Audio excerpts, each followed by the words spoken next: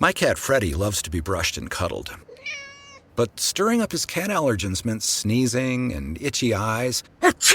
Then I found Purina One Live Clear. It's cat food that reduced the major allergen and my suffering in as little as 21 days. Now, we feel closer than ever. If you have issues with cat allergens, you really need to try Purina One Live Clear. Try new Purina One Live Clear today. Purina One, a difference from day one.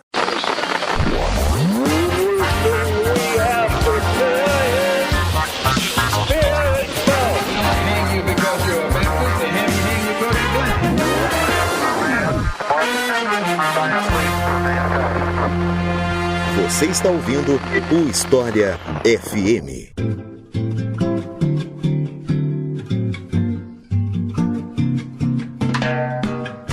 Fernando Collor, uma das figuras políticas mais importantes e até certo ponto odiadas das últimas décadas aqui no Brasil. Esse é o tema de hoje do História FM. Eu sou Iclis Rodrigues e para falar sobre esse assunto eu convidei Cláudio Lopes, a quem eu passo a palavra para se apresentar para vocês. Então, Cláudio, bem-vindo à História FM, fique à vontade para se apresentar para o pessoal. Olá, Iclis, primeiramente é um prazer estar no História FM. Sempre sendo ouvinte e agora fazendo parte do episódio, isso para mim é muito importante.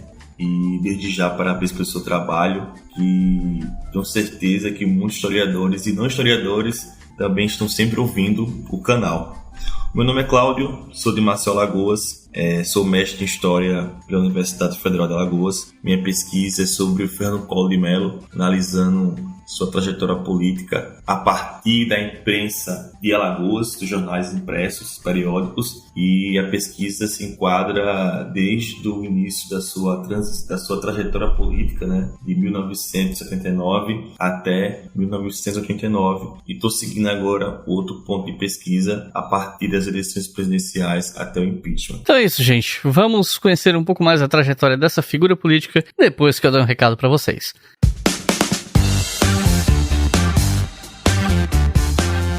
Você sabia que você pode apoiar o História FM com apenas R$2 por mês? É mais barato do que um macarrão instantâneo. E no final de um ano, isso totaliza R$24, que é basicamente um preço de um x-salada. E com esse pequeno valor, você pode ajudar o História FM, que é um projeto educacional gratuito, disponibilizado para milhares de pessoas, sem nenhum tipo de custo, a continuar existindo.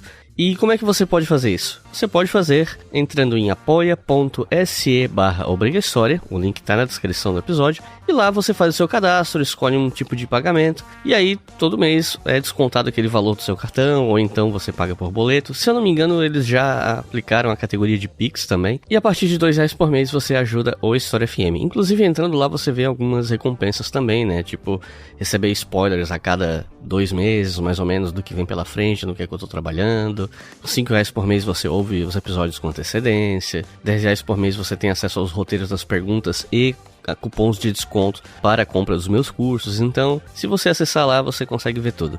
Mas, se você só quer ajudar e ter o seu nome lido aqui, R$2 por mês já é o suficiente, beleza? E os nossos novos apoiadores e apoiadoras são Vitor Magalhães, John Dornelles, Charlie Grandchap, Rafael Marques, Simon Rumenig, Ana Luísa Magalhães, Júlio Van Santos, Lucas Ferdinandi, Luiz Marinheiro, Anginson, Neida Cunha, Matheus Cambraia, Renato Meyer, Adilson Oliveira, João de Souza, Alana Folador, Hugo Ferreira, Juliano Pereira, Caio Abreu Ferreira, Caio Peral, André Sabino, Alisson Roberto, Ivan Ramalho, Matheus Melo, Henrique Mesgo, Arthur Oliveira, Emérita Pereira, Iago Barbosa, Pedro Damasceno, Rubem Alves, Eduardo Trentin, Vitória de Menezes, Cláudia Campolina, Diogo Maia, Guilherme Tartari, Leandro Domingues, Rafael de Paula e Bárbara Pérez. Muito obrigado, pessoal. É graças a vocês que o História FM existe. Nós estamos aos poucos nos recuperando de uma baixa de apoiadores, né? E felizmente o pessoal ouviu o chamado, tá aparecendo.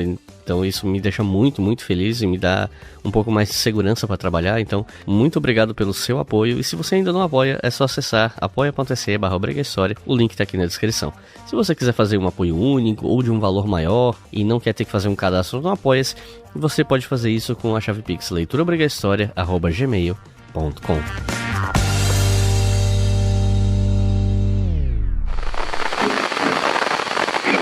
senhor está sendo julgado pela Receita Federal por sonegação fiscal? Não estou sendo julgado a... pela Receita Federal. Isso é outra mentira. Não estou sendo julgado coisa nenhuma. E não existe processo legal formado.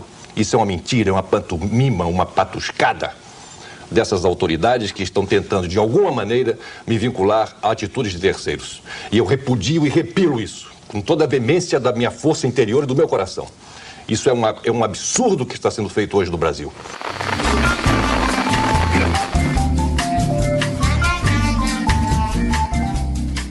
Para começar, como eu sempre faço em episódios biográficos, salvo exceções, eu pergunto sobre a origem da pessoa em questão, né? Afinal de contas, quando nasceu Fernando Collor de Mello, onde ele nasceu, quem eram os familiares, descendentes dele, e aí eu acho que tem pano pra manga, né, pra gente conversar.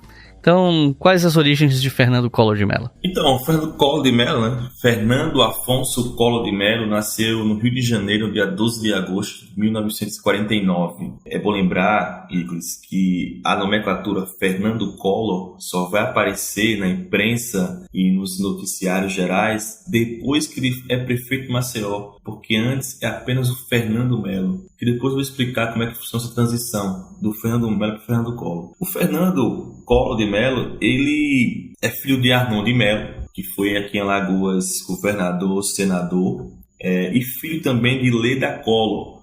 Leda Collor é filha de Lindolfo Collor, que foi o primeiro ministro de trabalho de Vargas, nos anos 30. Então, a nomenclatura Collor vem da mãe e o Mello vem do pai. Então é bom lembrar sobre isso.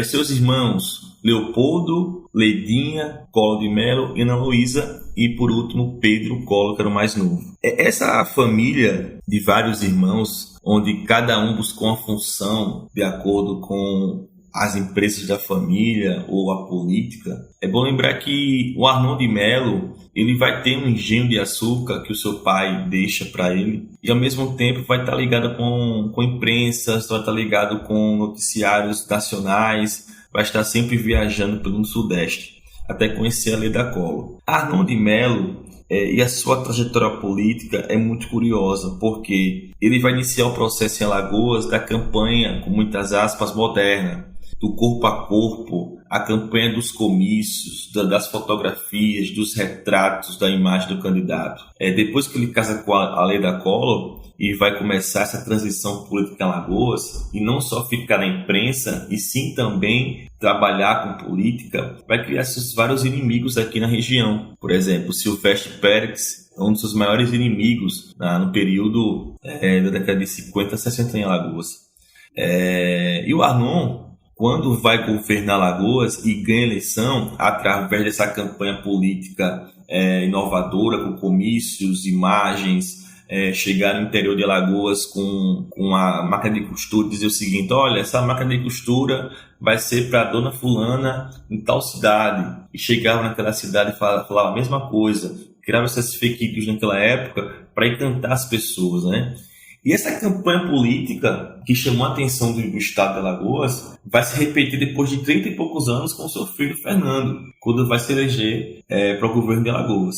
Mas voltando aqui para o Arnon. O Arnon, ele vai comprar um jornal aqui em Alagoas que vai ser a Gazeta de Alagoas. Jornal esse que fazia oposição a ele. Ele compra esse jornal, ele passa a administrar esse jornal. A Gazeta de Alagoas vai ser a empresa embrionária das organizações Arnon de Mello, que vai ser um grande conglomerado de comunicação que vai impulsionar a família politicamente em nome de quem? Do Fernando Collor. Quando Arnon compra o jornal e começa a divulgar sua imagem e também começa a fazer acordos políticos para divulgar a imagem de outros políticos, ele vai ganhando muito corpo na política alagoana. Ele ganha eleição para governador do estado, vai ser um governo que não vai ter grande impacto. Em seguida, será por Alagoas senador, e dentro do Senado, dentro do Congresso Nacional, ele comete um assassinato, né? Porque ele vai discursar no Senado e tem uma briga com seu arquirrival inimigo, Silvestre Pérez, que é aqui em Alagoas também senador.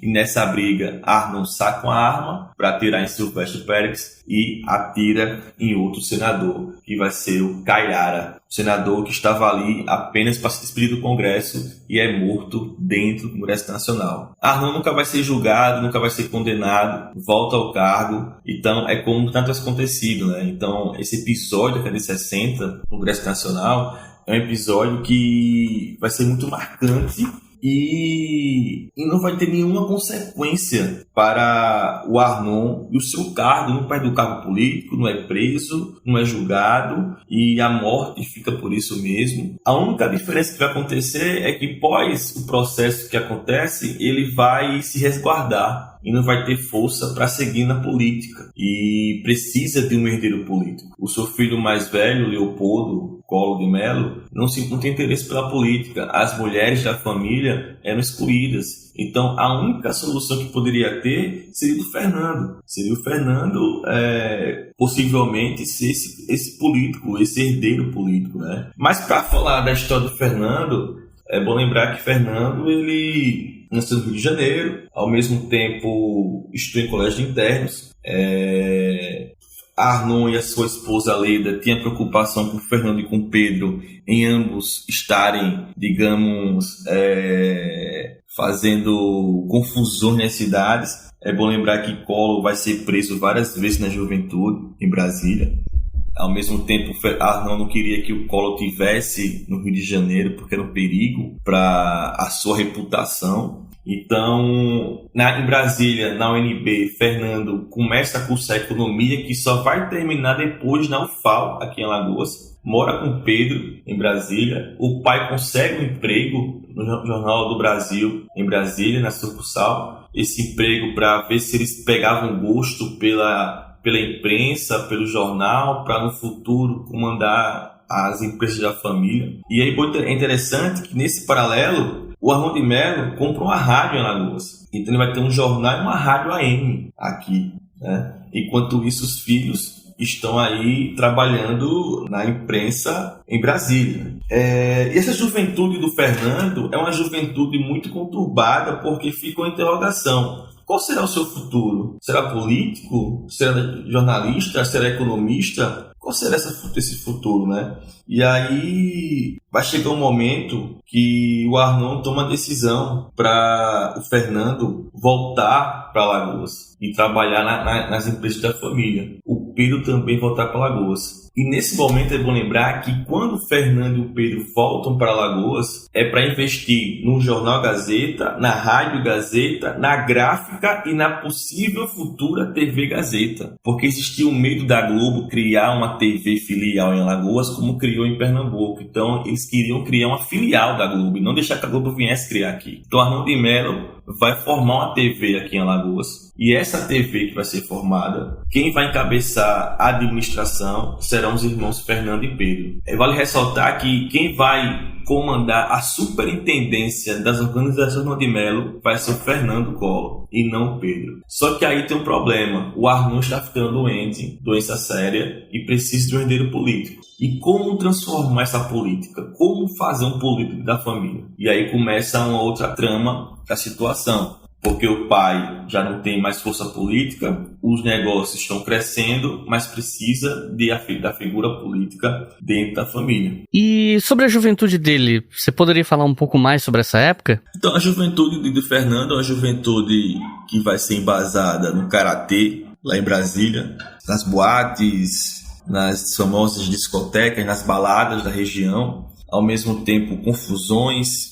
Tem episódios que ele, segundo o Mário Sérgio Conte no livro No Texto do Planalto, ele quebra hotel, quebra bares, é preso, é solto. Então tem uma vida sofisticada, uma vida de playboy em Brasília, junto com seu irmão Pedro. E ele tinha uma inspiração no irmão Leopoldo, que era mais velho do que ele, morava em São Paulo, no Sudeste, e tinha também todo esse glamour em ser um homem ligado à Globo, né? Que o Leopoldo trabalhava na Globo.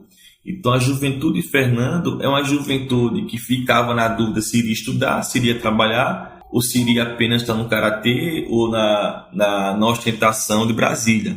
Então o fim dessa juventude da interrogação acontece quando o Arnon o convoca para Alagoas para gerenciar essa possível TV. E a partir disso começar possivelmente uma trajetória política, que ficava a dúvida onde e como. Isso é absolutamente abominável que um Estado patrocine tal tipo de campanha política, brutal, venal, criminosa, contra alguém que já foi fiscalizado, investigado como ninguém neste país.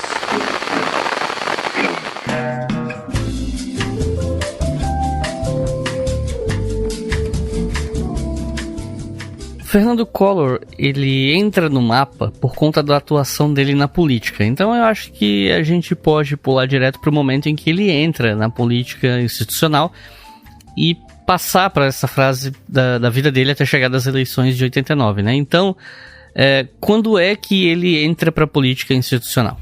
Vamos lá.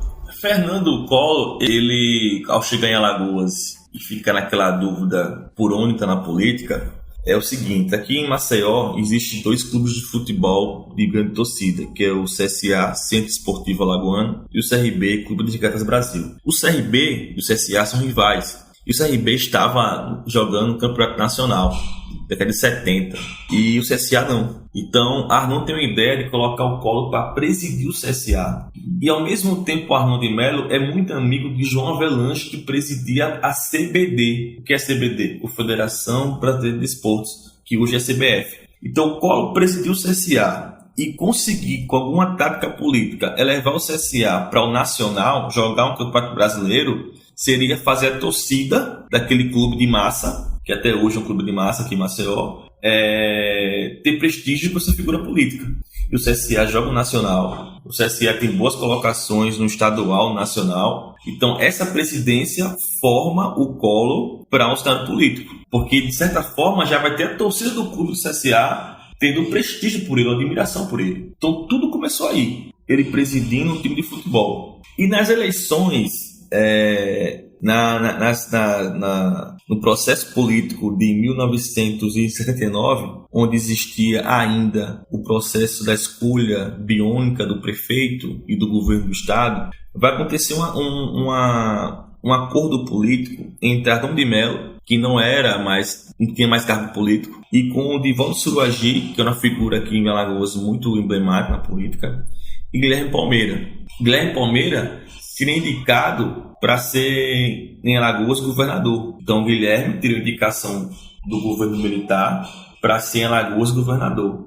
Então fez um acordo, Arnon: olha, eu te coloco nas páginas do meu jornal, aí você tem que dar um cargo para o Fernando, um cargo no seu governo. E aí se foi acordado, o Fernando seria no governo de Guilherme Palmeira secretário de Indústria e Comércio. Fechou o acordo. Só que Fernando, que ainda era Fernando Melo, era casado com Liliberto Monteiro. Liliberto Monteiro é herdeira do grupo Monteiro, lá de Rio de Janeiro, um grupo muito rico em termos de construção imobiliária. Nesse processo vai ter um jantar, um almoço no Rio de Janeiro, onde Arnon, Fernando, sua esposa, empresários do Sudeste, Guilherme Palmeira, vão participar. Quando o Guilherme está nesse jantar, percebe o prestígio que tem o Fernando perante a alta sociedade do Sudeste. Então Guilherme muda de ideia e passa a indicar Fernando para ser o prefeito biônico de Maceió. Então Fernando Melo, vai ser o prefeito biônico de Maceió em 1979. Então, em 15 de março desse mesmo ano, a posse será para o governo do estado de Guilherme Palmeira e para prefeito de Maceió, Fernando Melo. E aí começa, de fato, um cargo executivo, o mandato do Fernando, que apenas é visto como Fernando Melo. Essa transição para Fernando Collor é depois do cargo que ele ocupa de deputado federal. E como é que vai ser essa gestão municipal do Fernando? Como é que vai ter essa política? Como é que vai ser essa administração? Então, Fernando não vai ter uma administração popular, mas ao mesmo tempo investe muito em turismo, doando terrenos na costa daqui de Maceió, costa marítima, para empresários construir hotéis, financiar que pessoas famosas viessem para Maceió. Até Martinho Davi, o sambista famoso, faz um samba para Fernando, abre aspas, quer encontrar Fernando Melo, vai em Maceió. Então vai ser uma gestão sem grandes questões grandes, sem grandes obras, não vai ter muitas coisas para se falar, mas o seu jornal da família sempre está postando, divulgando matérias a seu favor. É bom lembrar que de 79 para 89, que é a eleição presidencial, são 10 anos. Nesses 10 anos, a imprensa alagoana, através do jornal da família, da rádio, da TV, vai crescer muito o nome do Fernando. Para você ter uma ideia, naquela época existia aqui 2 jornais em Alagoas de grande circulação, grande tiragem, que era a Gazeta de Alagoas, da família do Fernando Collor, e o Jornal de Alagoas. A Gazeta vai ter editoriais elogiando o prefeito, vai ter matérias elogiando o prefeito, manchetes, charges, imagens, fotografias. Então, às vezes não tinha nada em Maceió acontecendo, mas tinha sempre matéria do jornal publicando o Fernando entrando no bairro periférico para jogar bola com jovens, o Fernando na praia conversando com os populares. Então, esse jornal da família faz crescer essa figura política. E isso é muito interessante lembrar que o Guilherme Palmeira, que o indicou para ser prefeito de Maceió, daqui a 6 anos ele vai ser o rival de Fernando na eleição para o governador do estado. Então, em 10 anos, a trajetória política de Fernando Collor de Mello vai ser uma trajetória muito emblemática e, ao mesmo tempo, muito confusa e muito meteora. Isso com combustível da imprensa local. Porque até os jornais que eram contra ele, em alguns momentos, passam a elogiar ele, porque são matérias pagas.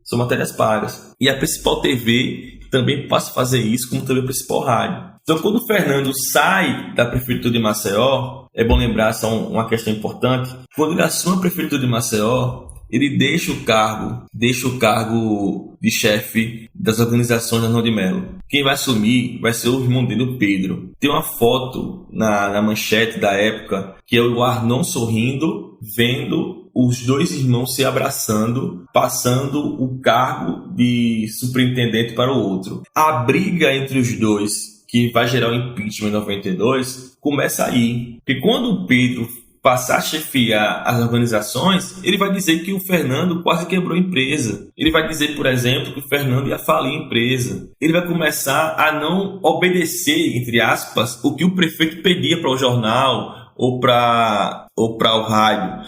Mesmo assim, o Pedro fazia as matérias, as coisas acontecer, porque era a família que estava em jogo. Então, quando acaba o mandato do prefeito de Maceió, qual a ideia? Qual vai ser o cargo de Fernando agora? Voltar a ser chefe das empresas da família ou tentar mais um cargo? E o Pedro disse, você tem que passar a ser um cargo de deputado federal ou estadual, mas não pode votar para as empresas porque daqui eu não saio. E Fernando vai ser candidato a deputado federal, vai vencer a eleição, vai para o Congresso, mas não por desejo próprio, e sim por uma questão de família, de ter já essa briga entre os dois. Então, num cargo de parlamentar vai ser um cargo sem nenhuma expressividade, até chegar 1986, que aí vai ser o ano da virada política, midiática, de marketing também, a virada marqueteira, entre a figura do Fernando Mello e agora vai ser Fernando Collor. É uma transição. Tira o nome do pai e bota o nome da mãe, o Collor. Porque a partir desse momento, ele passa, segundo os seus discursos, a ocupar a liderança familiar, quando o pai morre, na década de 80, aqui em Alagoas, devido a uma doença muito séria. Então, assim, a imprensa alagoana, na figura do jornal, da TV, do rádio, vai estar sempre ao lado do Fernando Collor. Porque quando eu falo imprensa alagoana, não é abrangendo toda a imprensa, mas a imprensa da família. E a outra imprensa que falava bem dele ou mal, transitava nesse discurso. Que aí fica uma questão, por que essa transição de discurso? De oposição e de posição. Então, assim, quando chegam as eleições estaduais para o governo do estado de 1986, por que vai ser virada de chave? Porque em 79 ele foi indicado prefeito biônico. Em 82 é uma eleição para o parlamento, uma eleição para ser federal. 86 vai ser a eleição direta. E aí seria o teste. Será que ele vai ser eleito? Então ele vai se filiar ao PMDB. No PMDB seria a liderança. Vai começar a investir em marketing político muito forte. é bom lembrar que as empresas da família tinham televisão, tinha câmeras, tinha estúdio, mas não cede para o Fernando, porque o Pedro breca, cede para outros candidatos. E aí o Fernando ele passa a contratar um marqueteiro famoso na história do Brasil, que vai ser o Duda Mendonça. Duda Mendonça vai ser o marqueteiro contratado por Fernando Collor para organizar sua campanha política aqui em Alagoas. E uma campanha política muito milionária. Ao mesmo tempo que foi milionária, para chegar nessas cifras demorou muito. E quem vai ser o cara que vai conseguir recursos financeiros para a campanha decolar? PC Farias. É em 86 que PC Farias e Collor se encontram através do contato de um usineiro aqui em Alagoas muito famoso, e PC Farias passa a administrar as suas contas e as contribuições para a campanha política dele. A partir desse momento, o Collor passa a subir nas pesquisas, ganha de Guilherme Palmeira nas eleições. Os cartazes da campanha política eram muito chamativos, eram coloridos, eram diferentes. A Gazeta trabalhou muito nisso, o jornal, para eleger o Fernando, e seus editoriais em charges, repetindo tudo que aconteceu na eleição passada, mesmo sendo biônica, mas mesmo assim existia todo um marketing político sobre isso. E aí existe um cara, que é o Cláudio Humberto, que vai ser o grande assessor de imprensa de Fernando Collor na presidência da República.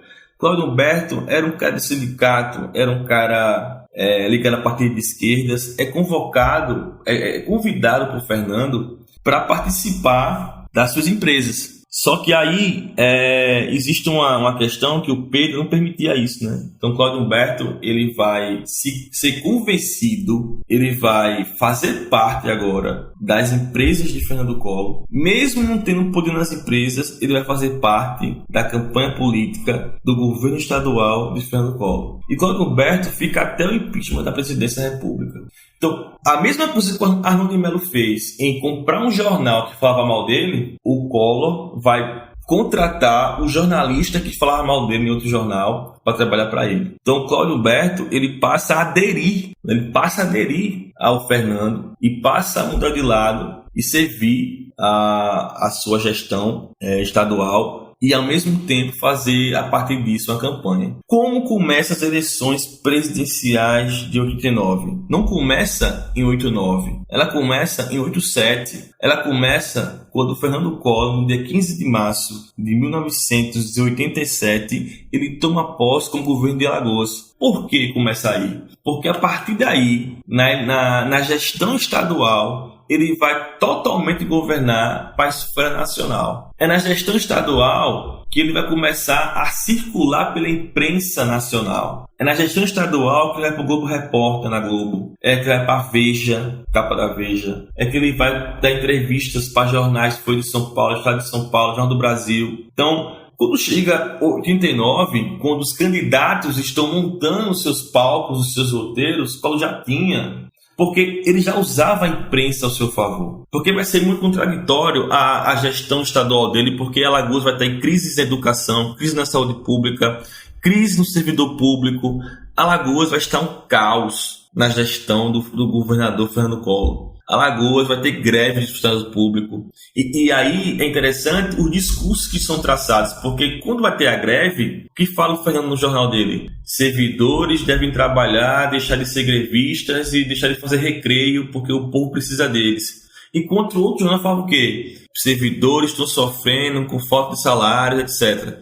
Então, a imprensa dele fazia todo o cenário para mostrar que o servidor era contra o trabalho. E, ao mesmo tempo, esse discurso já para a esfera nacional com outra ótica, porque ele criou o termo Marajá. Estou caçando os marajás, estou caçando os privilegiados, estou moralizando o serviço público, estou moralizando o Estado, esses grevistas são desocupados, querem brincar com o governo, querem brincar com o Estado de Alagoas. Então, como é que você cresce, ascende nacionalmente e ao mesmo tempo Alagoas está em decadência? Esse é o problema. O problema é esse. Como Alagoas não cresce, Alagoas com baixos índices de educação, saúde, segurança pública, emprego, renda, e ao mesmo tempo esse governador cresce nacionalmente. A imprensa fez isso. A imprensa dele aqui em Alagoas para a ótica nacional. Porque o seu pai, Ron de Mello, era amigo de Roberto Marinho da Globo. Era sócio de negócio na Globo. Então, os canais que Collor teve com a imprensa nacional não foram difíceis. Não foram difíceis, foram fáceis, né? Então, na gestão estadual que ele cria roteiros, cria palcos, que ele cria termos de mudanças, de moralização, de juventude, de pessoa jovem, discursos inovadores. É nesse processo, é nesse marketing que acontece a partir da gestão estadual. Um desses quase 4 anos de gestão será apenas camuflado no foco do futuro nacional. Por exemplo, qual a intenção do jornal dele, da família, publicar que ele tinha soluções para o problema da inflação? Qual a intenção do alagoano nesse jornal, preocupado com o desemprego local, e ver ele comentando sobre a inflação nacional? Ele comentando sobre o governo Sarney, que era, segundo ele, um desastre. Porque ele vai usar o Sarney como uma figura de bombardeamento. Ele vai bombardear o Sarney, ele vai criticar o governo Sarney e dizer que tem soluções para isso. Tem um livro do historiador francês Roger Harret que fala sobre mitos e mitologias políticas. Então, é essa configuração, é esse cenário. Então, é no governo estadual que começa esse processo, que começa essa cortina, esse discurso, essas imagens, muitas imagens que foram filmadas na posse do governo, nos discursos, nos comícios, nas inaugurações que foram feitas, tudo vai ser usado na eleição presidencial. Todo o material filmado, todo o material catalogado vai ser usado nas eleições presidenciais, que vai ser a eleição da TV. Então, ele vai ter programas para serem mostrados. Por exemplo, ele é do PMDB, mas começa a flertar com o Partido da Juventude, o PJ, e começa a pensar como é que eu posso aparecer no Partido da Juventude na televisão e nacional para eu me mostrar, já que o PMDB não deixa nacionalmente. Então, na época, ele vai para um programa eleitoral do PJ, só que quando ele aparece, o TSE corta a imagem da TV, porque para o TSE só podia aparecer no programa do partido quem fosse filiado. Ele não era filiado. E aí, qual vai ser a matéria no outro dia? Collor é censurado na TV por falar a verdade. Então, cria nesses cortes legais, porque existe uma lei para isso, ele cria nesses cortes um discurso que foi censurado por falar a verdade. E foi um programa nacional. Depois disso, ele vai criar um partido, que vai ser o PRN, Partido da Reconstrução Nacional. O PRN, onde ele vai conseguir muitos prefeitos para ter apoio, muitos vereadores do estado, forma um partido. Então ele chega nas eleições presidenciais de 89, tudo montado. Discurso, material, partido. É um partido novo, né? Porque não existia o PRN. E ao mesmo tempo, bom lembrar que a campanha presidencial de 89 vai ser uma campanha nova para todo mundo, né? Porque a última eleição direta foi na década de 60. Então, ele vai chegar com artifícios igual aos outros em termos de igualdade da novidade. Mas em termos de material, ele vai sobressair quanto a isso.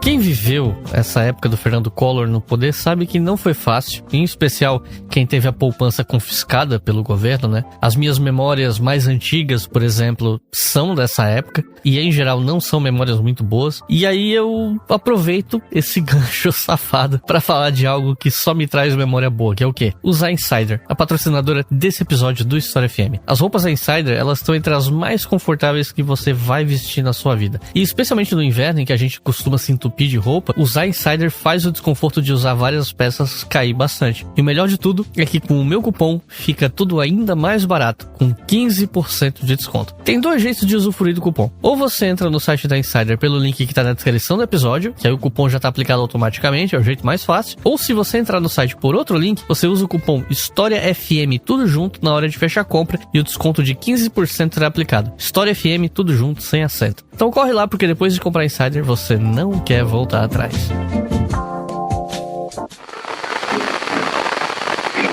Agora sim eu queria te perguntar sobre as eleições de 89. Como é que o Collor atuou durante elas?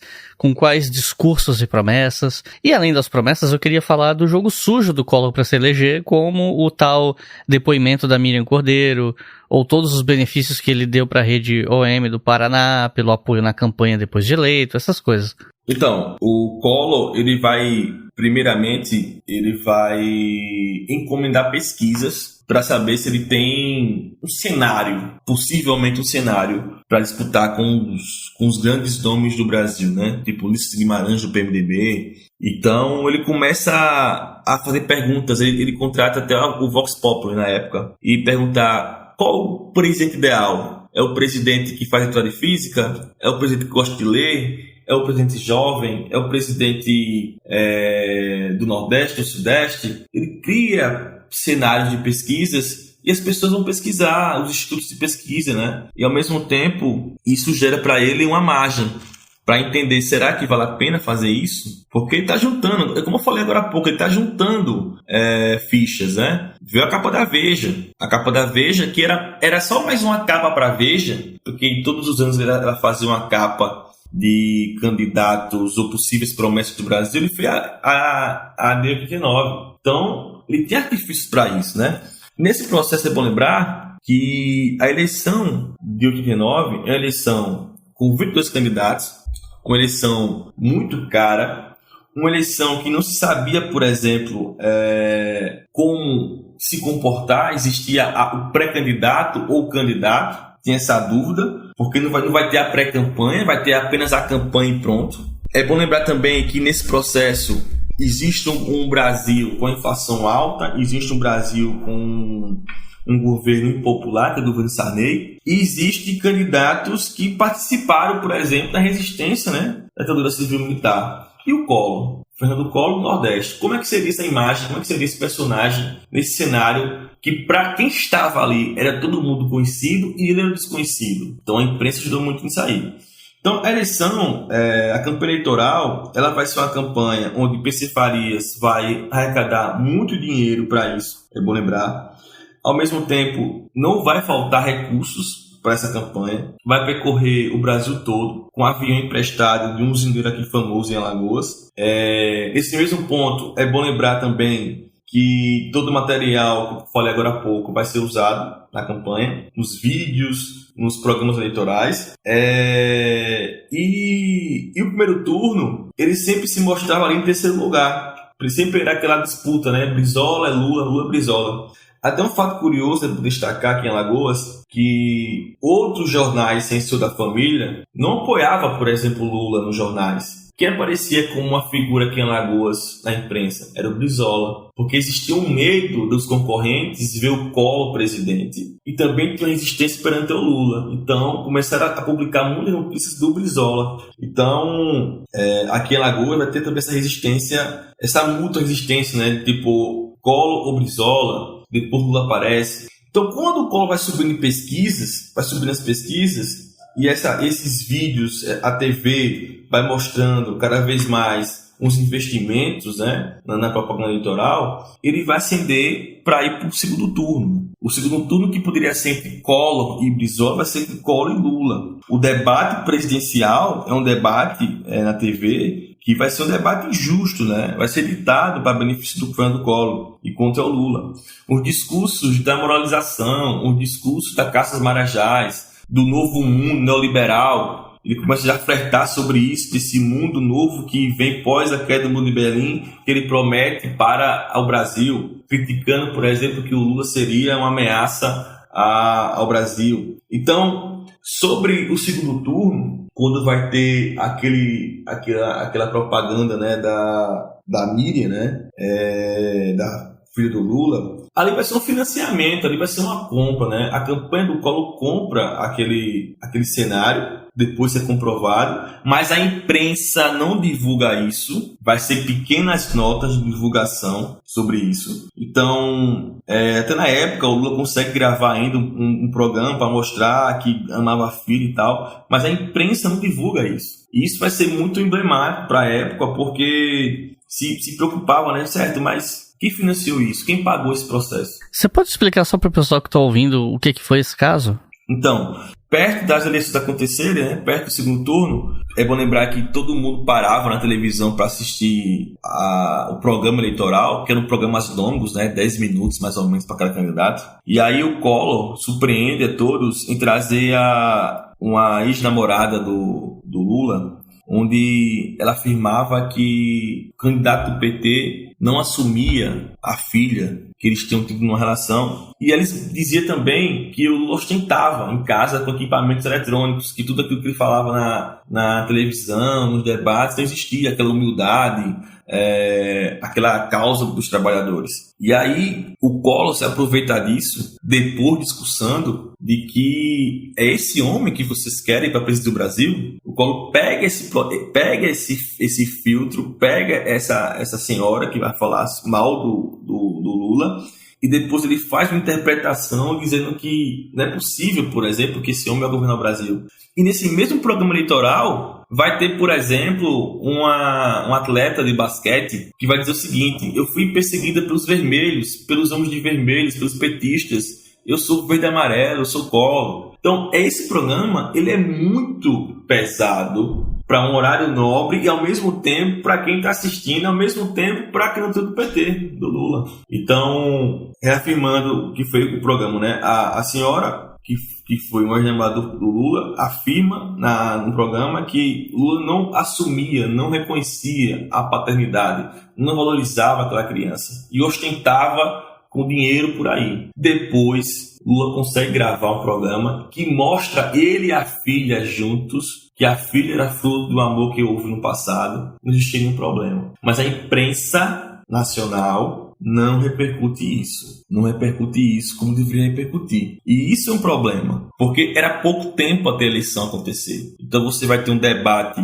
que vai beneficiar o Collor, você vai ter um programa eleitoral que vai beneficiar o Collor, porque vai envolver moral, ética, família, e isso faz toda a transição para ele ganhar a eleição. Então, assim, é só para recapitular a questão da campanha eleitoral de 8/9, que é uma campanha da TV, né? E ele conseguiu lançar sua imagem positiva para quem estava assistindo. Existia uma preparação para isso desde a eleição estadual. E isso é emblemático, porque ele soube usar a TV também para jogar sujo contra a candidatura, no caso, quando o Lula, né? Então, se ele usava um jornal aqui em Alagoas, quando ele era apenas um político alagoano, ele vai usar muito a TV na esfera nacional. Então, a grande rede social da época, para ele, foi a TV. Então, isso é muito, muito complicado para talvez entender a nova geração, mas é como se fosse ele ter muitos seguidores no Instagram, seria naquela época ele tem muitas pessoas que assistissem, né? Então, vai ter grandes doações de recursos, apoio da TV. Não havia, por exemplo, questionamentos das regras do que poderia ser dito nos programas eleitorais. Então isso também vai ser algo que ele vai ter muita vantagem. Durante a campanha, as matérias jornalísticas continuavam apoiando a sua candidatura. Não é à toa que não explicou, por exemplo, que a ex-namorada do Lula ganhou um dinheiro para fazer aquele trabalho, certo? E além disso, as revistas semanais, os jornais. Então é todo um conglomerado de imprensa para ele ganhar essa eleição. Então isso é algo para se pensar. Então qual era o centro forte da campanha de Collor? Qual era o centro? É o discurso. Discursos com métodos que ele criava de combate às imoralidades, né? Combate à administração corrupta, uma posição ferrenha contra o Sarney. Então, são receitas que foram criadas e foram repercutidas em grande escala. Por exemplo, por que o Lula conseguiu subir na pesquisa? Porque passou a usar bem a TV também com a Rede Povo, fazer paródias de coisas da Globo, né? Rede Povo e tal. Então, até o Plim da Globo Lula usou, aí passou a subir na eleição, subir nas pesquisas, né? Então, a TV foi o grande papel disso tudo aí para os métodos e para as características dos programas surgirem, crescerem, né? E além também das classes dominantes, dos empresários que apoiam o Collor nesse processo, dessa renovação, dessa figura jovial também. E o segundo turno é um festival de coisas pesadas, né? Dentre elas, essa questão da filha do Lula. Então, assim, para fechar essa questão sobre eleição presidencial, é bom lembrar que para Alagoas e para o Brasil existia outro período muito importante. Era 100 anos da República. Então, nos 100 anos da República, uma pessoa que vem de Alagoas ganha eleição. Então, há 100 anos antes, quem foi o primeiro presidente da República foi o Marechal Deodoro da Fonseca, alagoano. E aí, 100 anos depois, quando a República completa o centenário, outro alagoano vai ganhar a eleição presidencial. Logicamente, ele nasceu no Rio de Janeiro, mas sua carreira política é em Alagoas. Então, a imprensa também noticiou muito sobre isso, sobre essa coincidência das repúblicas de Alagoas. Agora, com relação a essas últimas denúncias, a Receita Federal e a Polícia Federal dizem que vão voltar a investigar o senhor. Não dizem coisa nenhuma. Ainda hoje, o ministro da Justiça, uma voz sensata que afinal aparece nesta seara de podridão em que se transformou esse governo no sentido da perseguição política a um cidadão, o ministro da Justiça, numa voz sensata, determinou e disse que nenhuma autoridade vinculada ao seu ministério poderia especular ou muito menos citar o ex-presidente Collor em relação a qualquer das denúncias que estavam sendo feitas, ou denúncias não, especulações que estavam sendo feitas pela imprensa e por algumas outras subalternas figuras da estrutura do poder em Brasília.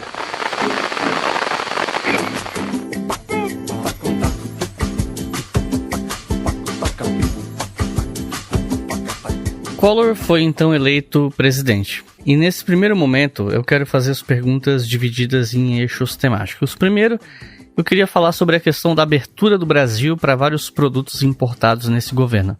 Como é que foi isso e quais impactos positivos e negativos dessa abertura? Vamos lá. Tem um cientista político, Rodrigo de Carvalho, que ele fala assim, né?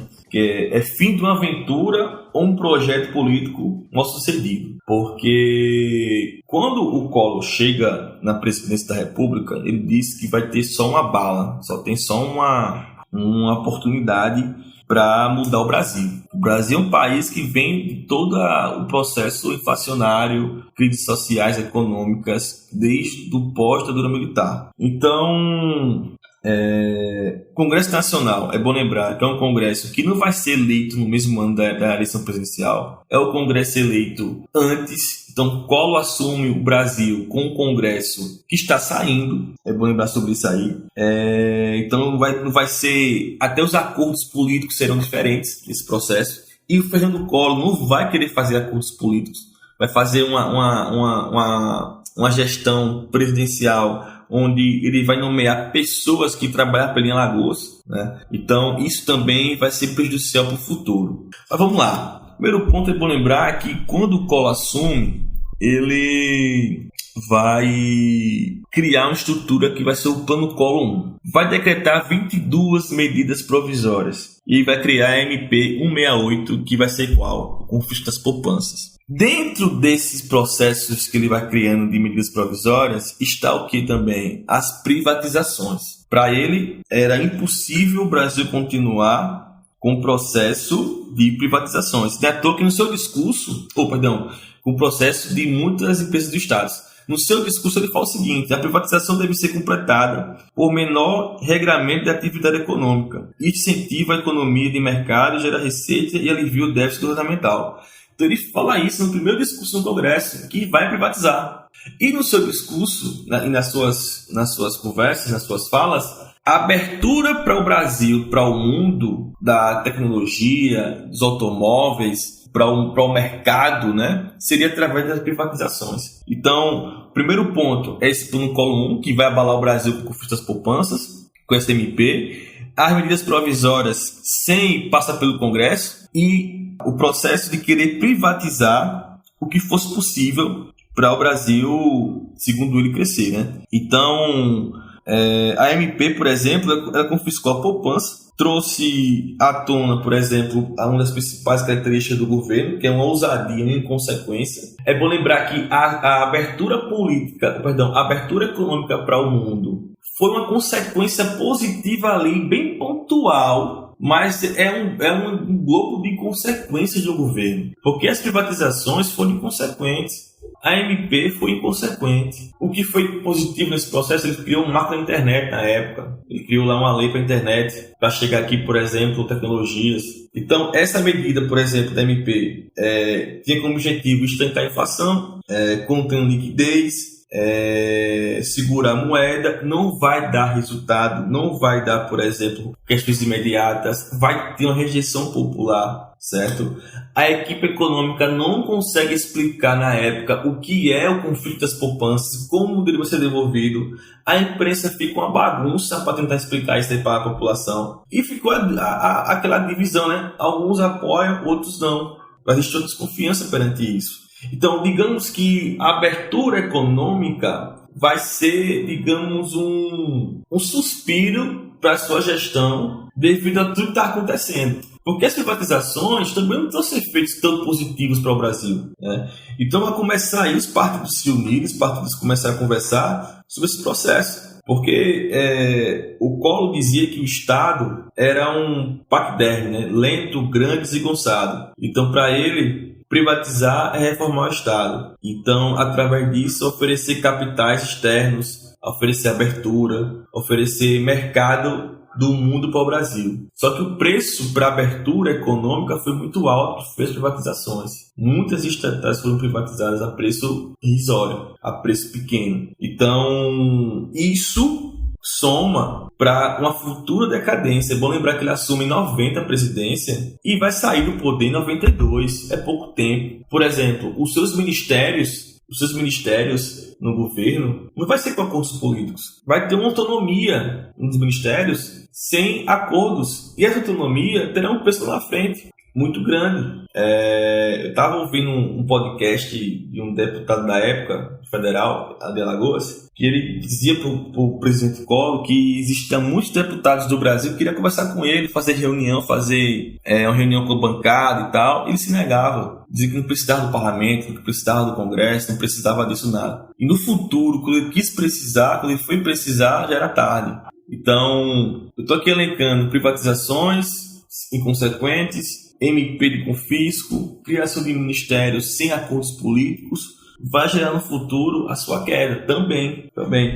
Então, é bom lembrar também que esses ministérios vai ter alagoanos, vai ter familiares. A Zélia Cardoso era sua prima, por exemplo, que depois saiu do poder. Ela que vai fazer a MP do confisco das poupanças. Cláudio Berto vai ser o homem da comunicação da imprensa no Congresso, no Planalto, que também é alagoano. Então, é um poço de inconsequências que essa abertura econômica vai ser, digamos, um suspiro dentro de uma gama de inconsequências do governo. E, bom, vamos falar um pouco mais dessas inconsequências, e uma delas é essa questão do ímpeto de privatizar o máximo possível do aparato público, né? Como é que foi isso? Então, isso começou desde o discurso, né? As vendas de estatais, seguindo uma linha que ele sempre dizia do neoliberalismo, né, mundial, que quanto menos Estado, mais poder para o Estado, segundo ele. Quanto menos Estado, mais riqueza para o Estado. Ao vender as BRAs, tinha muitas BRAs, né? Tinha muitas estatais da época. E aí, a sua justificativa primordial era chegar capital externo. E isso convencer as pessoas de que vender estatais, de funcionários públicos que estavam nas estatais, deveriam ser constituídos disso. É bom lembrar, só um parênteses, que Fernando Collor e servidor público nunca teve uma boa relação. Isso desde o governo de Alagoas, onde ele, por exemplo, demitiu muitos servidores públicos aqui em Alagoas. Então, para a esfera nacional, privatizar seria moralizar. Quero acabar com corrupções nas empresas, nas estatais. Vou privatizar. Vou diminuir esse Estado. Deixar ele ser mais lento. Então, esse neoliberalismo que estava aqui chegando, ele agarrou com muita força, né? E usou para vender o aparato maior do Estado, que eram as empresas, que vinham sendo criadas desde outros governos, né? Então, fazia parte de um plano de reconstrução, era um plano de reestruturação, era um Brasil novo, já que o lema do governo era Brasil Novo. Então, esse Brasil Novo era um Brasil mais enxuto, segundo ele. Era um Brasil com menos empresas estatais. Então, que vai criar, por exemplo, algumas normas, por exemplo, funcionários públicos.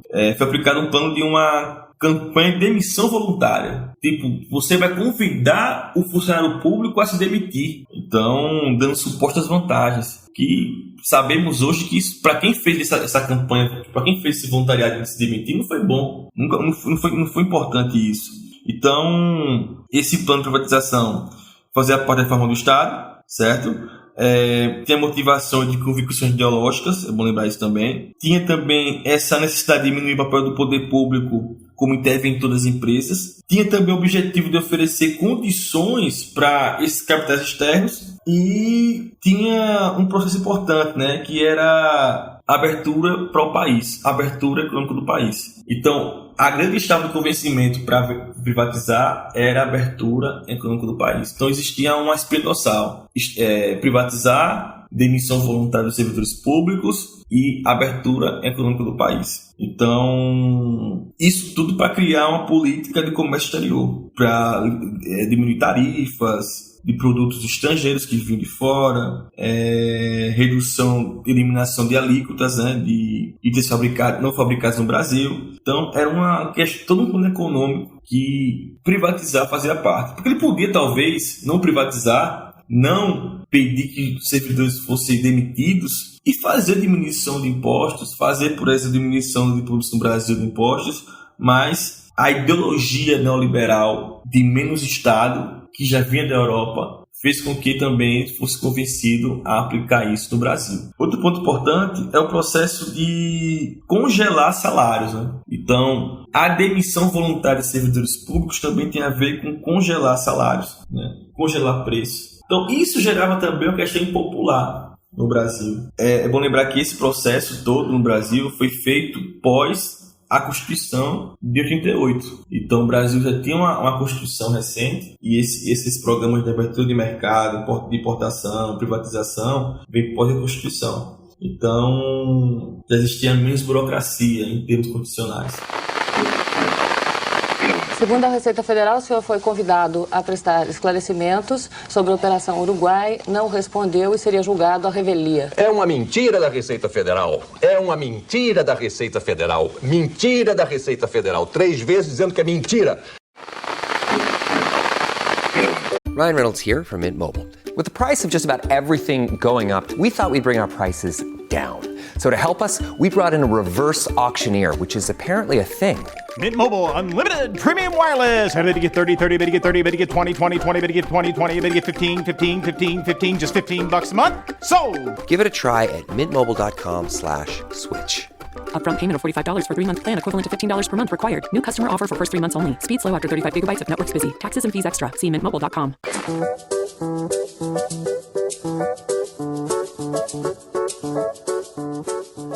Aqui eu queria pedir para você falar um pouco sobre 2 coisas que estão interligadas, né? A primeira delas é o gerenciamento da economia e os planos econômicos furados do governo. E o segundo é o famigerado confisco das poupanças, né? Você pode falar um pouco sobre isso? Vai ter o plano Collor 1. Esse plano Collor 1 e o plano Collor 2 vão estar interligados, obviamente. Vai ter a mudança da moeda, vai ter o confisco das poupanças. E o confisco da poupança, na questão teórica, era para ter menos circulação da moeda para diminuir a inflação. E a promessa da devolução de 18 vezes desse dinheiro confiscado. O que é interessante é que, tipo, tem todo um comentário em algum streaming, eu não me recordo, que mostra a Zélia Cardoso falando sobre esse confisco e mostra pessoas que viveram naquela época, o quanto sofrimento aconteceu. Pessoas que venderam suas casas e guardou dinheiro e no outro dia não tem mais dinheiro na conta. Então, é uma ousadia que gerou inconsequência, né? E também, para alguns economistas da época, foi um ponto importante para conter consumo e, ao mesmo tempo, especulação financeira. Mas convencer a população que isso era real, que isso era fundamental, não foi fácil. Porque nem mesmo os economistas do governo conseguiam explicar de maneira didática para o povo que estava assistindo sobre isso. Então, o confisco vai ser um processo complicado, impopular, fruto de uma fala que ele vai dizer que só tem uma bala para salvar a inflação no Brasil, e ao mesmo tempo que é um Brasil novo. Então, o confisco é em 90. Não vai gerar um impeachment em 90 o confisco, mas gera um estremetimento, vai estremecer a relação de Collor e eleitores. Então, esse confisco da poupança não vai ser o motivo da saída do presidente da República, mas vai gerar impopularidade. E, ao mesmo tempo, é bom lembrar que os planos econômicos eles estavam sempre mudando porque a inflação não baixava.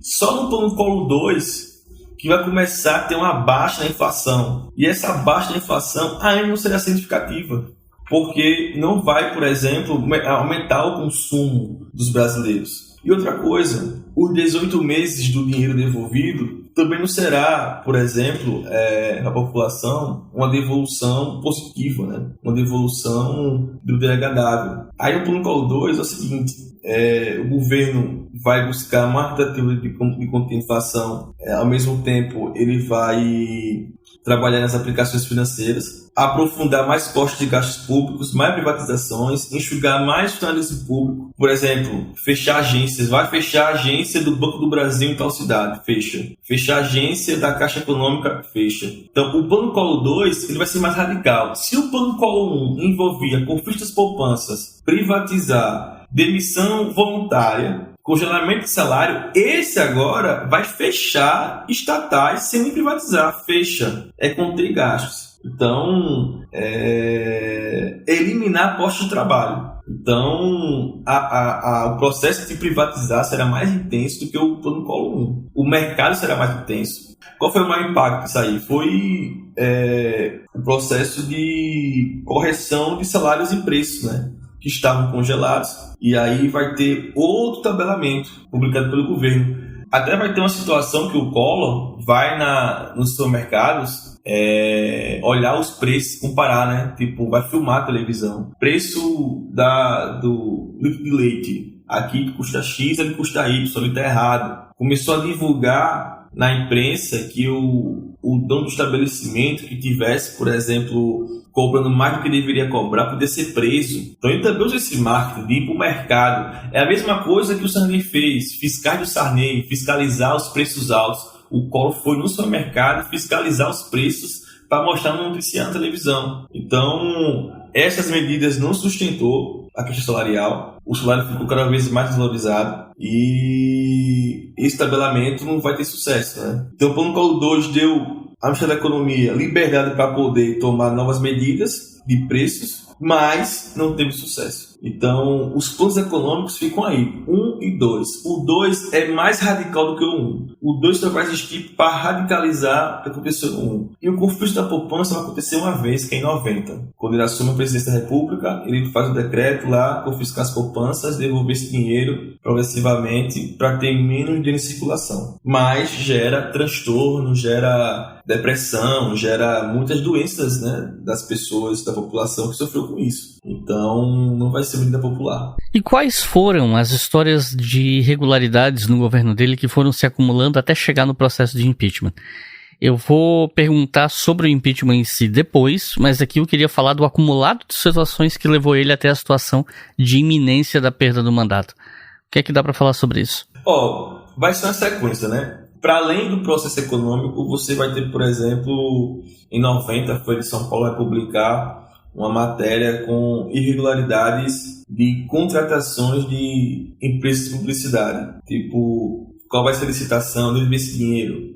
É um ponto. Isso em 90. Então já começa em 90 já surgir algumas queixas, por exemplo. Por exemplo, ele vai ser preso agora em 2025 devido a uma questão da BR Distribuidora. É até coincidência que em 90 terá também um episódio com a BR Distribuidora, que para fazer propagandas vai custar 2,5 milhões de dólares. E aí se questiona de esse dinheiro, por que esse valor tão alto para propaganda, para divulgar uma marca estatal? E por que a licitação teria sido dispensada? Por que foi uma licitação dispensada? Por que foi esse processo tão raso. Então começa aí em 90 os primeiros casos de dúvidas, né, sobre o governo. E nesse processo também vai surgindo o PC Farias, que nunca deixou de estar no governo de Fernando Collor. E aí eu vou lembrar Pedro Collor, seu irmão, que lá atrás já criava uma rixa com o Fernando, e ele começa agora a criar uma rixa de novo com o Fernando. Mas como começam as crises no governo Collor? Não começa necessariamente dentro do governo. Começa primeiro no cunho familiar Alagoas. Aqui em Alagoas existem as empresas do Fernando ainda, da família. Só que o governo do Brasil, o governo federal, não vai dar concessões, por exemplo, para a empresa da família criar rádios no interior de Alagoas. Mas dá para PC Farias criar mais de 15 rádios aqui em Alagoas. E o Pedro fica questionando isso. Então, para o Pedro chegar daqui a pouco lá na revista Veja e dizer que PC é o testa de ferro, tudo começou porque em Alagoas Fernando Collor de Mello começou a investir com PC Farias em uma nova imprensa, em um novo jornal, em novas rádios, futuramente uma nova TV, para desvincular sua imagem ou ter mais um canal em outro meio de comunicação. E isso para a família, principalmente para o Pedro, foi terrível. Então o PC Farias continua no governo, e aí esse tráfico de influência, onde o dinheiro vai ser muito disputado, vai gerar, por exemplo, ainda para o Collor, crise no futuro. Como também a crise na LBA, denúncia de desvio de recursos da Legião Brasileira de Assistência, onde a sua esposa Rosane Collor fazia parte. Então, era uma instituição de caridade que vai ter desvio de dinheiro. Então, isso vai ter muitas questões para se pensar. Até crise no Exército, fardamento do Exército vai ter crises também, desvio de dinheiro. O Collor vai ter um projeto aqui no Brasil do CIACS, né? Que é Centro Integrado de Alimento à Criança, que é uma inspiração dessa Ribeiro em Brizola. Também terá crises com isso, porque vai construir o CIACS nos municípios do Brasil com um dinheiro gigante, mas quem vai administrar? De onde vem esse dinheiro? Teve licitação? Também licitação a crise. Então, são somas de crises, somas de escândalos no governo Collor, que vai se acumulando até chegar no irmão dele no futuro, que vai falar mal dele na imprensa. Porque talvez, se o irmão não falasse o que ele falou na imprensa, não teria impeachment. É uma dúvida. Mas a gota d'água foi o processo da família não ter acesso às concessões de rádios em Alagoas e PC Farias ter, porque o governo federal dava. Então, PC Farias contrariou profundamente a família Collor, Pedro Collor, e o Fernando nada a fazer com isso. E outro ponto importante também, Fernando ganhou eleição em 89. Em 90 teve eleições estaduais. Em Alagoas tinha 2 candidatos, Renan Calheiros e Geraldo Bulhões. Em 90, o Collor era para apoiar quem? Renan Calheiros, que fez toda a sua transição política. Ele não vai apoiar Renan Calheiros, vai apoiar quem? Geraldo Bulhões.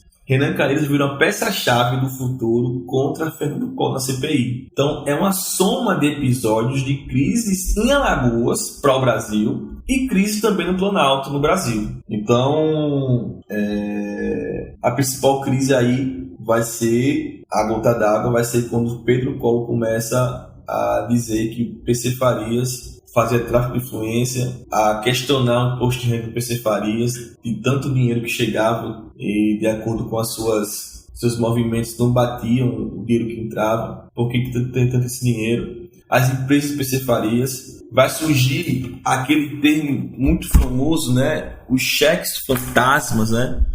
Quem estava pagando aquela obra, ou aquele imóvel, ou aquele carro, tipo Fiat Elba. Então, os cheques fantasmas serão muito evidentes nesse processo. O sociólogo Basílio Salum, ele no seu livro, ele fala muito sobre isso, sobre essa questão dos cheques fantasmas, o quão virou folclórico nesse processo, né? Porque era alguém que depositava, mas alguém tinha nome, né? Era o tráfico de influência, né? Tinha até na Folha de São Paulo manchete: novos cheques ligam PC à família Collor. Manchete de 21 de julho de 92. Então, quem são esses cheques? Cheques fantasmas.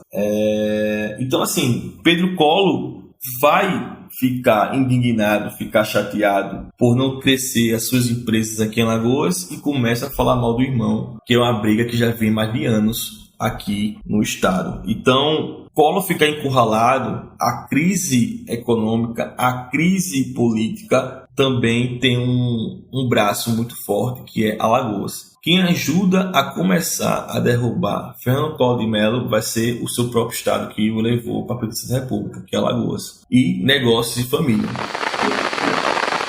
O senhor disse numa nota oficial que é candidato em 98?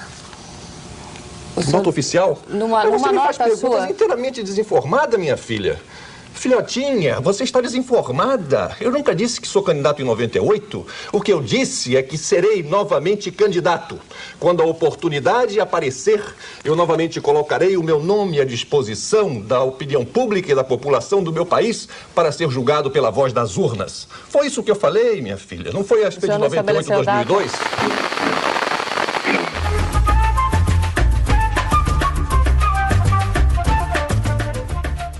E aí, como é que ocorreu de fato o processo de impeachment do Collor? Como é que foi a mobilização popular em torno disso?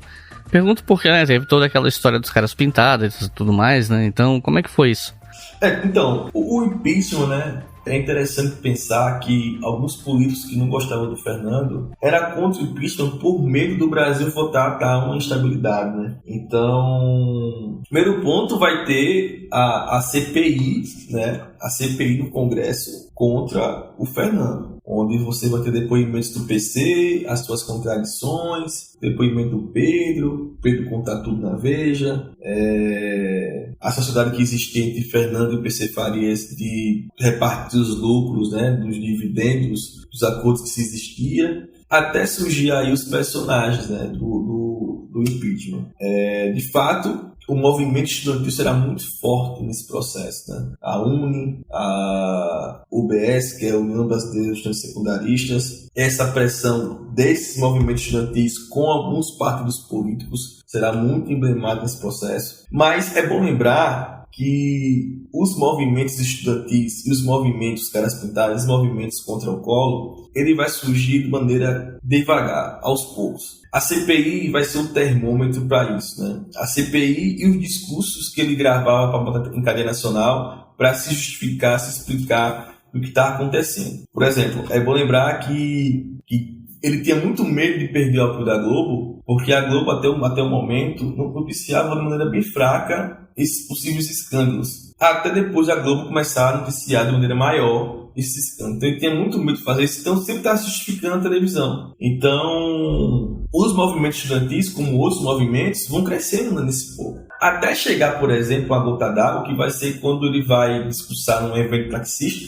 quando ele pede para as pessoas ir para as ruas de verde e amarelo, e as pessoas vão de preto e caras pintadas. Começa aí o processo de massa grande, né? Começa aí as grandes organizações, certo? Começa aí, por exemplo, as atuações marcantes, que são pessoas que estavam na direta já e vão por fora Collor. Houve muitos elementos fundamentais para isso, né? Tipo, as forças políticas atuantes dos movimentos estudantis, que vai ser o fora Collor. Os estudantes, por exemplo, tinham um modo muito organizado, tinha um enraizamento nacional, tipo assim, nos grandes centros acadêmicos, nas universidades, nas escolas, secundaristas, as representações, certo? Essas mobilizações, uma impulsionava a outra, então conseguiu criar unidade, conseguiu criar bases, uma posição justa, uma posição única, um foco naquele processo do fora Collor. Uma didática também de compreensão para isso, que era reivindicar, que era contra esse presidente.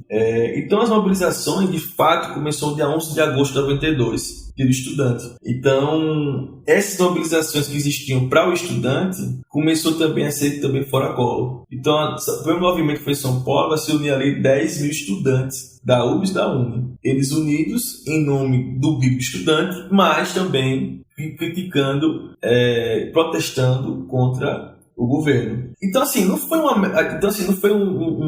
mera ideia do acaso, né? Também representou uma construção, representou um amadurecimento, representou uma questão original, uma interpretação.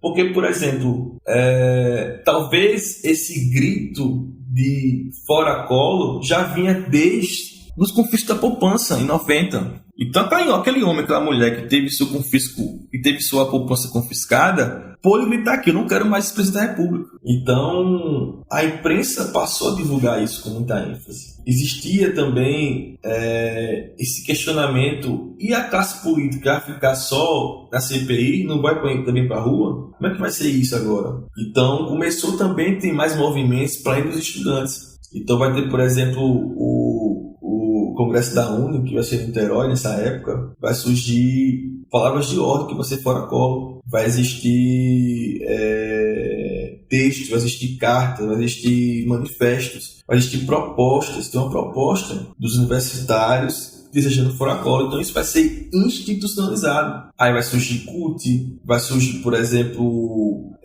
empresários, vai surgir, por exemplo, outros movimentos que vão aderir essa ideia. Então, é o estudante que vai primeiramente começar isso. Por isso que a UNE tem um papel muito forte nesse negócio, muito forte nesse movimento. Então, é bom até lembrar que existia até uma reportagem na época que dizia o seguinte: a alegria do estudante não tem nada a ver com a farra. Não é, por exemplo, a baderna, mas é mais a questão do processo político. Ir para as ruas protestar contra a situação política. Então, gerações ali se formaram, que hoje são adultos, logicamente, no campo de trabalho, se formam politicamente ali. Então, você não vai ter só a questão da CPI do caso do PCC, você vai ter o desemprego, você vai ter as falências de empresas, juros elevados, inflação, recessão, miséria, você vai ter muitas coisas acontecendo, para além do confisco, para além dos cheques fantasmas. Esses movimentos vão se unir. E a imprensa vai ser decisiva para esses movimentos ganhar adesão ou não, que vai ser a noticiar. Então, começa a noticiar claramente as irregularidades do governo Collor. Começou a dividir as coberturas jornalísticas, opiniões, propostas, saída para a crise, aqueles debates sobre isso. Então, os meios de comunicações, os modernos, no caso da televisão, eles vão ser uma liberação desse processo de informação do que está acontecendo. Então,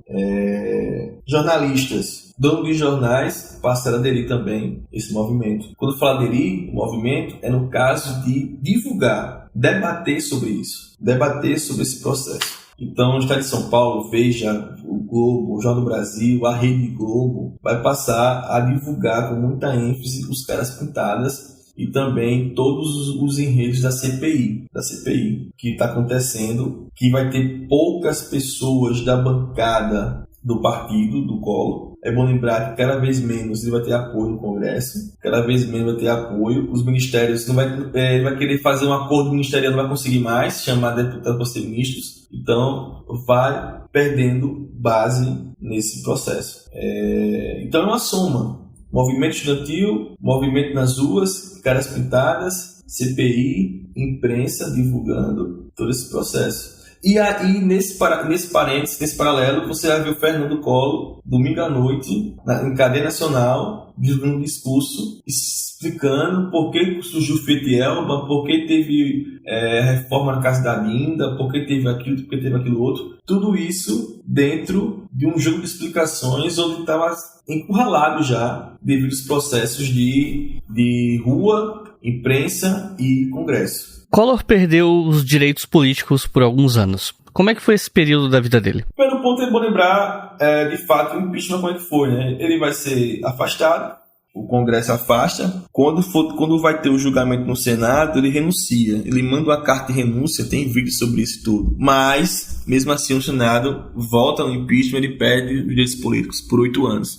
Isso em 92. Em 2000, ele tenta ser prefeito de São Paulo, mas é cassado. Em 2002, já após os 8 anos já tinha cumprido, ele volta para o Senado político em Alagoas. Em 2002, ele tenta governar Alagoas, tenta as eleições estaduais, perde a eleição para governador de Alagoas. Em 2006, ele volta para o cargo de senador. Em 2006, a eleição para Senado, ele colocou uma pessoa desconhecida para concorrer ao Senado pelo PRTB, o partido que ele era afiliado. E faltando 15 dias para a eleição, ele troca lá o nome, ele entra na candidatura e vence as eleições. Vence as eleições para Senado. Em 2006 ele venceu, em 2014 foi reeleito para Senado. Depois desses 8 anos, né, Em 2022, ele tentou eleição para governo de Alagoas, porque não tinha como ganhar o Senado. O outro candidato estava à sua frente nas pesquisas, então ele tentou ser, aqui em Alagoas, ser governador e perdeu. A partir da derrota que ele vai ter em 2022, começa a sua decadência de fato política.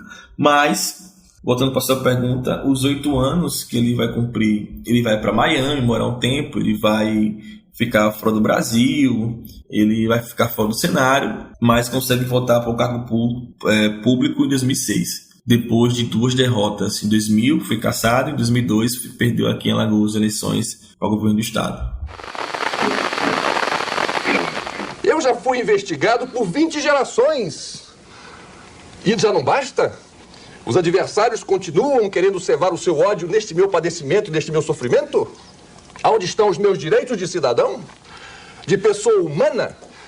Eu não posso admitir mais que a Receita Federal, seja quem quer que seja, que fique esmicuindo, que fique colocando esse ferrinho de dentista, querendo a toda hora e a todo momento criar constrangimentos para a minha vida pessoal e para a minha vida familiar.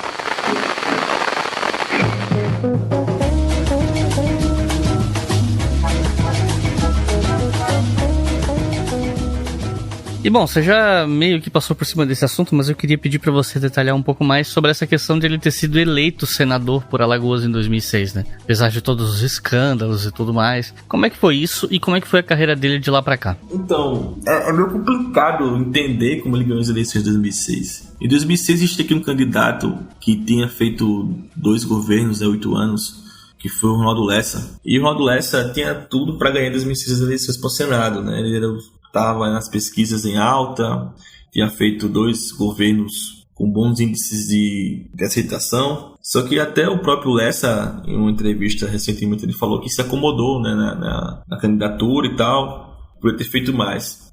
E o Collor aparece. Então, muitas pessoas se surpreenderam como um candidato político que está há anos fora do cenário, porque 92 para 2006 já tem se passado mais de 10 anos, e ele consegue ganhar a eleição para senador, com pouco tempo de candidatura, com segundos na TV, com um partido pequeno. A estrutura que ele montou foi estar de helicóptero para Alagoas toda, né? Então ele, em 15 dias, foi para vários municípios de Alagoas. Parava, fazia o comício, subia, ia para outro município e fazia isso, e logicamente também usou seu jornal para divulgar sua imagem. Ele ganha as eleições. Então, nesses 8 anos, né, até ele ser reeleito, ele vai discursar no Senado, vai se enaltecer de que voltou, o mesmo Senado que tirou, ele agora está voltando, discursos longos sobre isso, muito nostálgicos sobre seu processo de presidente da República, vai liderar comissões no Congresso, vai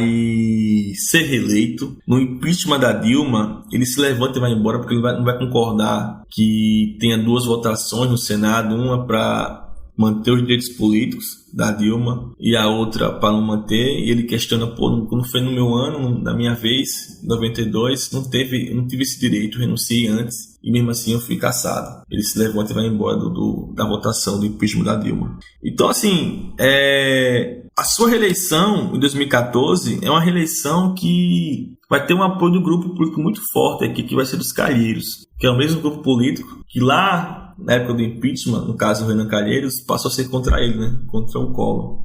Mas uma coligação forte aqui em Alagoas faz ele vencer, se reeleger. Em 2022, o grupo dos Calheiros fica contra Fernando e ele perde, não consegue apoio para ser senador e muito menos consegue apoio para ser governador do estado. As eleições para governo ele perde, mesmo com a bandeira bolsonarista, que ele tem essa confiança que poderia ganhar a eleição, ele perde em 2022. Nesse período, as suas empresas, as organizações não de Mello, jornal, TV, rádio, perdeu muitas forças. Quem manda nas empresas hoje é só ele. E aí as empresas passaram a sofrer muitas questões judiciais, de trabalhistas, questões de não pagar funcionários, questões também de a Globo não querer mais a concessão com a TV Gazeta, e essa briga judicial, recuperação judicial. Então, mesmo ele no Senado, com um cargo grande, né, as suas empresas não tinham mais forças como tinha antigamente, porque não se reinventou, talvez, no caso jornal, impresso e tal, mas foi um processo decadente que vai culminar em 2022, exatamente 30 anos, né, 2022, do impeachment. Ele perde as eleições, não tem mais chance de disputar outro cargo político e em seguida vai sofrer a condenação e a prisão. Recentemente o Collor entrou no radar das autoridades e no momento que eu escrevi esse roteiro, umas semanas atrás, estava rolando ali uma celeuma sobre se ele vai pra cadeia, se ele vai pra prisão domiciliar e tal. Você pode explicar pra gente o que houve? E aproveitando a deixa, eu vou te perguntar algo que algumas pessoas têm perguntado nas redes e tal, né? Que é, por que só agora, né? Porque só agora ele tá correndo o risco de ser preso pelo que ele fez e tal, e não no passado. E eu sei que é uma pergunta difícil, porque envolve questões jurídicas e tudo mais, né? Não é bem a nossa área. Mas eu pergunto isso porque muita gente sente que isso é uma espécie de justiça tardia e tal. Então, vou deixar aberto para você comentar isso. É bom lembrar que ele foi condenado em 2023, né? 8 anos e 10 meses de reclusão. E devido ao esquema de corrupção na BR Distribuidora. A mesma BR que lá atrás ele também teve envolvimento. E por que isso agora? Eu acho interessante a pergunta do porquê só agora, porque as pessoas perguntam, incluindo não só essa questão da corrupção na BR Distribuidora, mas é como se a prisão dele fosse um desfecho de todos os processos de corrupção que houve na sua história política. Então, eu vi pessoas falando, finalmente ele foi preso, finalmente aconteceu a justiça. Mas muitas pessoas, às vezes, nem sabem do motivo da prisão atual agora, né? Da condenação, mas vê aquela memória do passado, dos atos de corrupção do passado, né? Então, ele precisava de um mandato para ter o foro privilegiado, né? E ele perdeu em 2022. Como eu falei agora há pouco, né? 23 foi a condenação. 25 ele foi preso. E ele hoje está numa prisão domiciliar, numa cobertura na praia de Maceió, na beira-mar, de 9 milhões de reais. E está seguindo a sua vida. Então, assim, a prisão que acontece, historicamente, isso é muito, muito emblemático daquele que perdeu a poupança na época com o fisco, daquele que assistiu todos os processos de corrupção na esfera estadual, na esfera nacional, daquele que não gostou das suas eleições de senador, depois de tudo que aconteceu do impeachment, agora ele está preso. Então, assim, a pergunta, por que só agora? Eu acredito que é devido, primeiro, é separar o motivo do agora com a memória. Com a memória todo histórico de conturbação, de corrupção. O agora aconteceu porque existia uma ação penal na BR Distribuidora, que ele teve um esquema de corrupção, não conseguiu mais recursos, os recursos foram limitados, os recursos foram superados para ele não ser mais preso. Mas, em termos de justiça nacional, da memória coletiva das pessoas, existe a questão da pergunta, por que só agora? Porque eu vejo muitas pessoas que desejavam sua prisão desde o impeachment, por exemplo. Desde os 8 anos que ele ficou inelegível, por exemplo. Mas ele foi, por exemplo, lá, nesses 8 anos inelegível, ele foi pelo STF inocentado, depois do impeachment, né? Então, a memória fica muito acesa da pergunta por que só agora. Mas tem a ver com o processo do julgamento, da ação penal focada na questão de corrupção da BR Distribuidora. Então, a sua prisão vai ser emblemática nos meios de comunicação, é uma prisão imediata, é um desvio de 20 milhões em propina entre 2010 e 2014, quando ele era senador. Então, esse desvio de propina foi em 4 anos. E só em 2023 que será julgado, será condenado. Em 25 será preso. Aí eu faço uma pergunta. Por que não foi cassado em 2014, por exemplo? Em 2015? Por que só agora? Por que tantos recursos demorados? Acho que essa pergunta também cabe. Por que tanta demora? Porque ele ainda conseguiu se reeleger em 2014. Por que ele foi reeleito em 2014 para o Senado? Então eu faço essa pergunta para além da pergunta do porquê só preso agora. Eu faço a pergunta por que ele foi eleito em 2006, porque ele foi reeleito em 2014, mesmo tendo esses trâmites de corrupção na BR Distribuidora. Então, eu acho que a pergunta aí, essa é importante. Por que o Collor conseguiu, depois de 12 anos pós-impeachment, ganhar uma eleição aqui em Alagoas para o Senado, e depois se reeleger? Eu vou buscar os meus direitos na justiça mais uma vez? E para provar que isso nada mais é do que uma fantasia, do que tudo isso é mais uma armação que eles estão querendo fazer em relação a mim, e eu não posso aceitar. Me desculpe a veemência e a indignação que toma conta de mim, por isso que eu estou falando assim. Eu não posso aceitar isso. Chega, basta.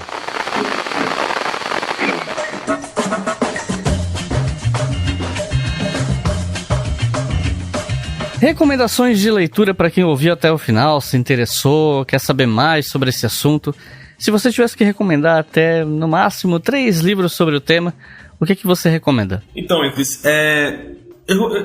existem vários livros de memória sobre a trajetória política de Fernando Collor. Existem livros de jornalistas, livros de sociólogos, livros de cientistas políticos, livros de historiadores, livros do próprio irmão do Collor, né, de pessoas que passaram ali perto dele. Mas vou indicar hoje, o primeiro livro que eu vou indicar é Notícias do Planalto, a Imprensa e Fernando Collor, de Mário Sérgio Conte. Esse livro conta o processo da imprensa e o Collor, desde os primórdios do surgimento da sua imagem política até o impeachment. É um livro muito importante que muitos outros livros têm ele como referência. Então, Notícias do Planalto. Outro livro que eu vou indicar é um livro do historiador, que fala sobre as eleições de 89, que é 1989, História da Primeira Eleição Presidencial pós-ditadura. É de Cássio Augusto Guilherme. Esse livro é muito importante porque é um livro historiador que fala sobre as eleições, usa também fontes da imprensa para fazer a escrita, e é muito bacana. E, assim, é história, né? Então, é bom indicar também livros dos nossos historiadores. Eu vou indicar a minha dissertação, quem puder ler, do mestrado, que eu concluí em 2023. Está no repositório, banco de dissertações da UFAL, que é Antes do Planalto, a fabricação de Collor e o crepúsculo de Fernando nos periódicos Gazeta de Alagoas e Jornal de Alagoas, 1979-1989. É uma dissertação que vai falar sobre essa fabricação do Collor, que deixa de ser o Fernando Melo e passa a ser o Fernando Collor, nesse crepúsculo que vai ser a sua trajetória política. Então, as minhas 3 indicações são essas: um livro de jornalista, um livro de historiador e a minha dissertação de mestrado. Então é isso, gente. Cláudio, tem alguma consideração final? Então, Iclis, muito obrigado pela oportunidade, pelo espaço. Obrigado pela existência do canal História FM, que sempre traz temas relevantes para o acadêmico e também para aquele que não é acadêmico, mas gosta de história, para poder ouvir correndo, treinando, no ônibus, no carro, enfim. Então, eu sempre indico o seu podcast, eu sempre indico esse canal para as minhas turmas. Eu dou aula no ensino básico, no ensino médio. Eu sempre indico quando se pergunta sobre tal tema e eu vejo que esse tema está no podcast História FM, eu sempre indico para minhas turmas para ouvir, porque tem conteúdos bem profundos e bem acadêmicos e bem elaborados e bem escolhidos para ser ouvido. É isso. Então é isso, gente. Muito obrigado por terem ouvido até o final. Não se esqueçam que no post desse episódio do nosso site, historiafm.com, você acha os livros indicados aqui no final do programa. Se eu achar link para compra, eu boto o link da dissertação também. E claro, segue lá no Instagram, @brigahistoria, porque eu tô sempre divulgando coisa lá. Tô divulgando os meus cursos, eu já tô trabalhando no segundo, inclusive quando esse episódio sair ele já deve estar no ar. Tô sempre divulgando outros materiais lá também, então segue lá que vai dar bom, beleza? Então é isso, muito obrigado e até a próxima.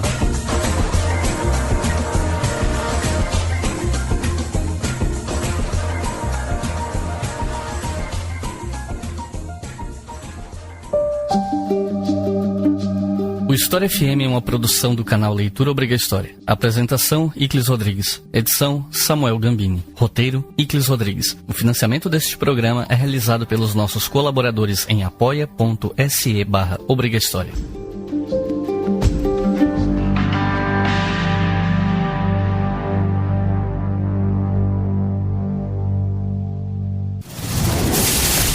Esse podcast foi editado por Samuel Gambini, samuelgambiniaudio.com.